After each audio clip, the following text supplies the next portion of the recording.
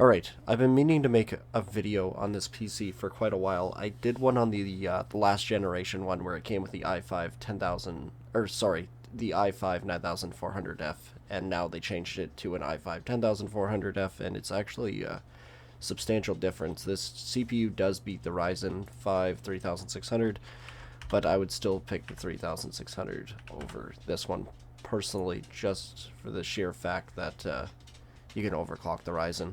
So they have gone from 6 cores, 6 threads to 6 cores, 12 threads. So this one's better for streaming, that's for sure.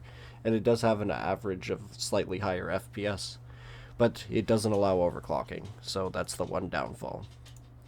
Next, they changed is the case. It actually looks like it has really good airflow. It also has a spot for a liquid cooler up top or more fans for more exhausting, and you can never complain about that. If we are going by what's inside this case, what I can see, that's an XPG RAM stick, which is good. Stock Intel cooler, not the end of the world. And an M2 SSD with a mini graphics card, which is a 1660 Super. Probably will be Zotac or a small gigabyte.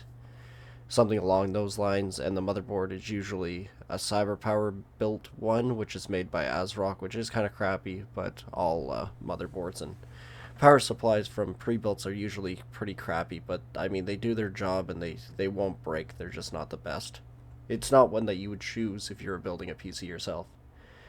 So it has a 1660 Super, and we're gonna go over like how much that increased in price. The one downside of this is 500 gigabytes of storage just isn't very much, and not having 16 gigabytes of RAM does lower your FPS on games like Fortnite or anything else that's a little bit more CPU bound than GPU or a healthy split. But above all, like, it's actually a pretty solid PC. My complaint about it last time I reviewed this was strictly the temps. The temps sucked. My Windows files were crappy, the mouse kind of sucks, and the keyboard is kind of meh. But it's good enough to start with. It's not like you need to go out that day and buy a new mouse and keyboard, and hopefully your Windows isn't corrupt like mine, but it probably shouldn't be. So anyways, if we look at building this, I built it as close as I possibly could. Picked the cheapest B460 motherboard, which I imagine it is the cheapest RAM, a decent quality 500 gigabyte NVMe solid state drive like it has, and it's solid. No pun intended.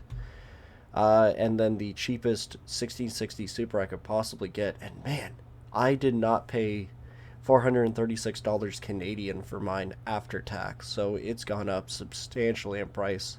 Went with a basic Corsair RGB case, which I really like, and a 600 watt power supply, and the grand total gets to $938. This is also missing a keyboard, it's also missing a mouse, it's also missing Windows, so there's about 50 bucks more you have to add on to this, plus $10 for a Wi-Fi.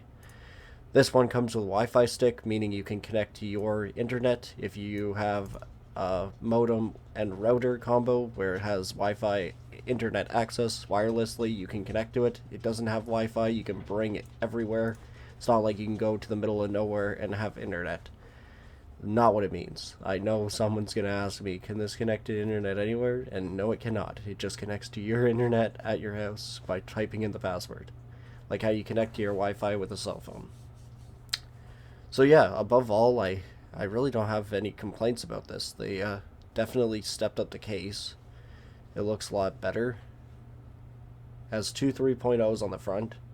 Neat button, decent airflow, also has a spot up top for a liquid cooler or more exhaust fans. So I'm quite impressed, and for $800 I don't think it's too bad, considering it would be close to $1,000 for you to build it yourself today.